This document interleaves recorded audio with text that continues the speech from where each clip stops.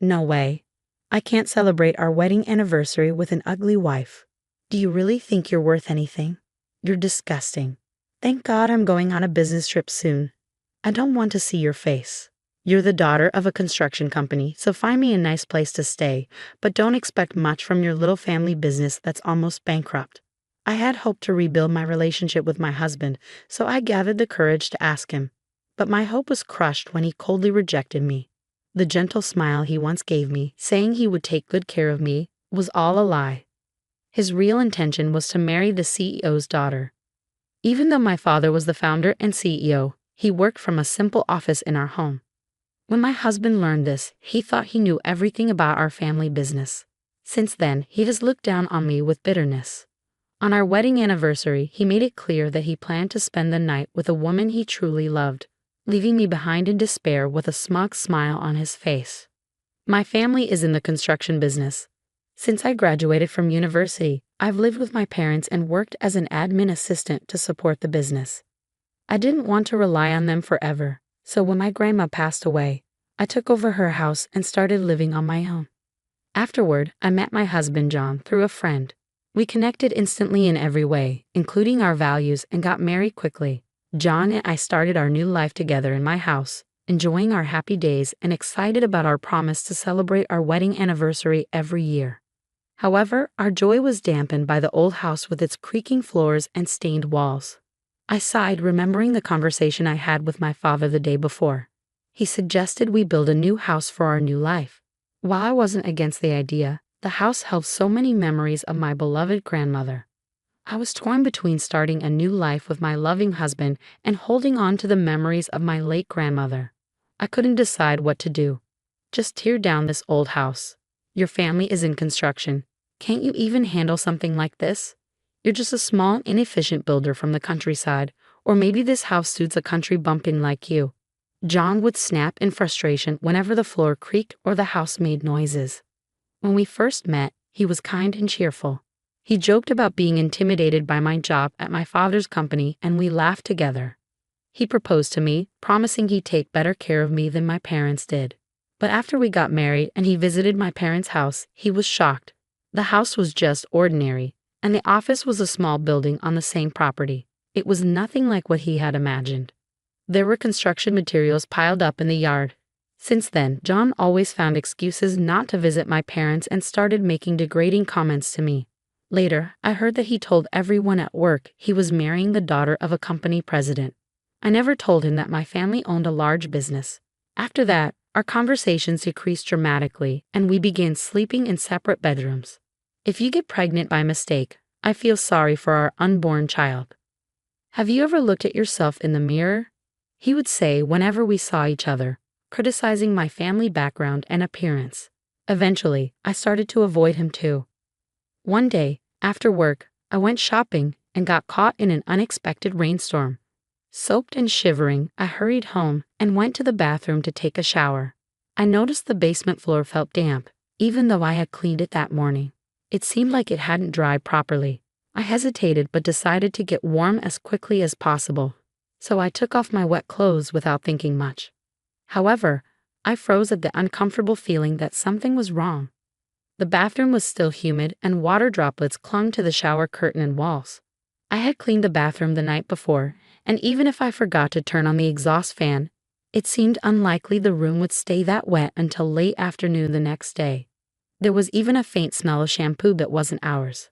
After showering, I texted John to ask if he had come home during the day. He replied with a simple, "Of course not." He should have been at work, busy with his job. But then I found something strange. A gap between the washing machine and the wall revealed his favorite watch. I was sure I had seen him leave the house that morning wearing it. Feeling uneasy, I put on rubber gloves and went back to the bathroom. I pulled the drain in the bathtub and saw it clearly, strands of long hair that were definitely not the same color as mine or John's. There were also a couple of small stones, likely from nail art, tangled in the hair. I rarely got my nails done. Next, I checked John's bedroom and found more of the same long hair, along with the same unfamiliar scent. There was even a smudge of foundation and lipstick on the white bed sheets. That night, feeling sick to my stomach, I decided to check John's phone while he dozed off in the living room. I had been avoiding him by hiding in my room after dinner. He didn't expect me to come out, and after a few drinks, he dropped his phone on the floor and fell asleep in a good mood. I didn't sense any caution from him at all. His cell phone wasn't even locked. A bit surprised, I took advantage of the situation and opened his messaging app. I quickly found messages from the woman he was seeing. I guess she was his ex-girlfriend. From their conversations, I learned she came from a wealthy family and had left him when she got engaged to another rich man. However, he couldn't get over her and contacted her while she was preparing to move into a luxury apartment her fiancé's parents had bought as a wedding gift. Her fiancé couldn't move in with her yet, and she was struggling with living alone in the new place. It seemed John took advantage of that. To compete with her happy messages, he bragged that he was about to marry the daughter of a construction company. I realized then that he married me just to make his story sound impressive. How pathetic. He had no shame in using me just to show off, and I had been completely fooled.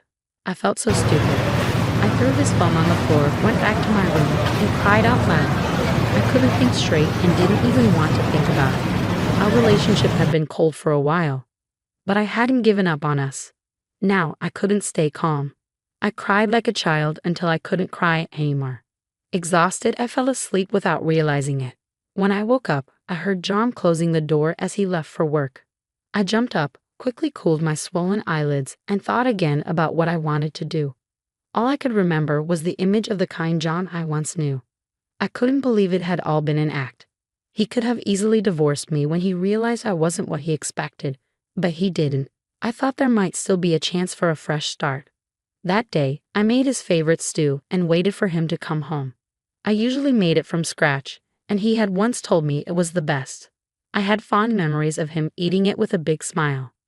When he came home, he didn't say anything directly to me, but he ate the stew happily. "Hey, our anniversary is this weekend. Do you remember our promise? Why don't we go out together?" I asked. I was sad and lonely, tired of living like this without being able to talk to each other. "We don't have to do anything special. I just want to be with you. I want to see the same things and have conversations," I said, gathering the courage to tell him. Tears welled up in my eyes. Whether from nervousness or fear, I wasn't sure. I looked into his face, hoping he would take me seriously, but instead he sneered. "Oh, you're gross. A reclusive pig suddenly wants to be with me on our anniversary. What makes you think you deserve to be celebrated? An anniversary is only worth spending money on if there are feelings involved. Otherwise, it's just another day, nothing special. There's no anniversary with you at all. I don't remember any stupid promises. Stop saying weird things. You're making me nauseous." He glared at me with disdain, as if I were trash, then stormed out, claiming he was going to buy beers. Devastated, I retreated to my room and cried again. That night, he was lying carelessly in the living room, drunk. I wondered if he enjoyed mocking me in his head. I looked at his phone and found that he had made a reservation for a fancy dinner with his mistress on the day of our anniversary. Ironically, it seemed to be the anniversary of their relationship too. Everything about our marriage felt like a mistake. There was never any love from his side. I realized that I was just a misjudged status symbol for him, nothing more than a tool to maintain a basic lifestyle. I collapsed on the spot where he slept peacefully beside me. I trembled, but no tears came. "I'm leaving next week for a month on a business trip, so check out some short-term apartments for me. Your family is in construction, so you can at least find good properties through your connections, right? But maybe a business on the verge of bankruptcy doesn't have that kind of pull," he said with his usual sarcasm before leaving for work. It was almost December, and he was still the same. Normally, I would have been upset by the last-minute notice, but I no longer had the energy or emotion to care. I already knew his trip was a lie, just an excuse to spend more time with his mistress before her wedding. Checking his phone had become a regular habit. I felt guilty and disgusted with myself, but it gave me useful information. "Have a good trip, good luck," I said with an innocent smile, pretending I knew nothing. The following week, as soon as he was out of sight, I made a phone call. "Hello, yes, please start today," I said, then rushed back to my room to get ready. I had been waiting for this moment. I was impatient but excited as I ran out of the house in high spirits. A month later, while I was at work, my cell phone kept ringing. I ignored it because I was busy, but the constant vibration was annoying. I asked my parents for permission to step out and finally answered the call. Yes, what's going on? I asked. When I came back, I found that the house was gone. Completely gone. The land was up for sale too. John was yelling on the other end of the phone so loudly that I didn't need to put it on speaker. Explain what the hell is going on. The house is gone. You told me to get rid of the house as soon as possible, so I asked my father. I thought this was supposed to be my privilege. Why are you complaining when I did exactly what you wanted? I replied calmly, suppressing my laughter as I imagined him panicking. Don't mess with me. There's no way a small business like yours could do this in just 1 month. And the sign has the name of a major company as the contact. There's no way they do a favor for a small, no-name business. Who's behind this? Don't try to fool me. I told you I asked for it. You took one look at my parents' house and assumed it was small and mediocre. Did you ever actually research my family's business? I said, revealing the truth. He seemed to realize something and quickly searched for information on his phone, probably about the company on the sign. He was so stunned that he couldn't say a word. No wonder on the company's website he saw a picture of my father as the CEO. We're a construction company, but we also run various related businesses. Not only do we handle home construction, but demolition and land sales as well. Recently, with inflation affecting business, they were more than happy to help me demolish the house and sell the land. The demolition took only a week. It was their last big job of the year, and the land sold at a pretty good price. I saw it as the last Christmas gift from my beloved grandma. I've been struggling with the decision for a while, but in the end, it helped me make up my mind. John was still speechless despite my cheerful tone. I couldn't see his face, but I imagined he must have been pale and sweating. Don't tell me you threw away all my stuff, my computer, my work files. Damn it. Do you have any idea what you've done? He was half sobbing, panicking about what happened to his belongings. No way, I'm not that heartless. My stuff went to my parents' house, and yours went to the right place. It's a little early, but it's my Christmas gift to you. Please accept it. Oh, and by the way, the boxes should arrive today. I sent them under your name, and I wrote down the address. I'm sure they'll come asking about it. You guys can talk it over and come to an agreement. Where the hell did you send them? He trailed off, so panicked that he forgot to hang up the phone. As I expected, the recipients of the package appeared. Can you please explain what's going on? Asked a man to John's horror. It was the fiancé of his mistress. I had sent John's boxes to their condo. I had already confirmed the address from John's messages. Along with the boxes, I included pictures I had taken of him and his mistress at the hotel and in the condo. The fiancé's family was well known in the area, and I made sure to send the pictures to them as well. On the other end of the phone, I could hear John and his mistress pointing fingers at each other while the outraged fiancé watched. Their engagement was called off, and it looked like a court case was in the works. When the storm passed and John realized he was still on the phone with me, he was furious and started cursing. You're ruining my life. I'm going to ruin yours too. You're worthless, and I'll make you regret this for the rest of your life. You deserve everything you got. How dare you say that without even thinking about what you did? I responded calmly. I won't forgive you ever. This is definitely the end, I said and hung up on John. I immediately called his work and reported his wrongdoings, which I had discovered while checking his phone. Then I called his parents and told them everything. I considered holding back if he made a sincere apology, but I felt I had no reason to anymore. That same day, John was fired from his job, and his angry parents disowned him.